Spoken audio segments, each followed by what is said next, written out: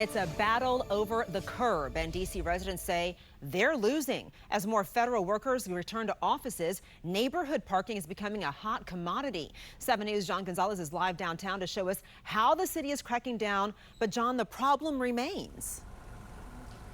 It remains, and some say getting worse. You know, from Capitol Hill, Adriana, to the Shaw neighborhood, curbside space in the district is becoming a bit of a battleground. Now that more and more federal workers are returning to the office, residential blocks are jammed with out-of-state plates. Some D.C. residents say they are being squeezed out of their own neighborhoods. Now, with only 4,400 parking spots for over 17,000 federal workers over at Navy Yard alone, many are left with few options. And some say Metro's issues, well, with safety and price, they say they really only have one viable choice these days, and that's to drive.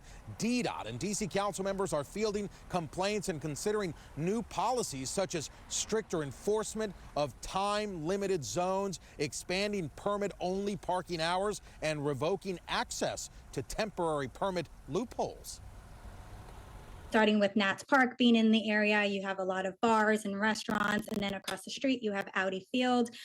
With these games sometimes all in any given day running together, it's very difficult for residents and visitors to find parking in the area. What's really exacerbating parking woes in every neighborhood is the way that the District Department of Transportation is responding.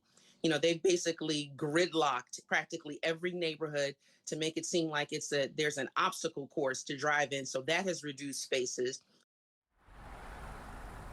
In response, the city has also launched programs like the Greater U Street Performance Parking Zone with dynamic pricing and 24/7 permit or pay rules on some of the residential blocks in that neighborhood. The city's not just pointing the finger at federal workers. They say they're putting the pressure on federal agencies to make sure they subsidize transit and don't make cars so reliant. Reporting live, John Gonzalez, 7 News.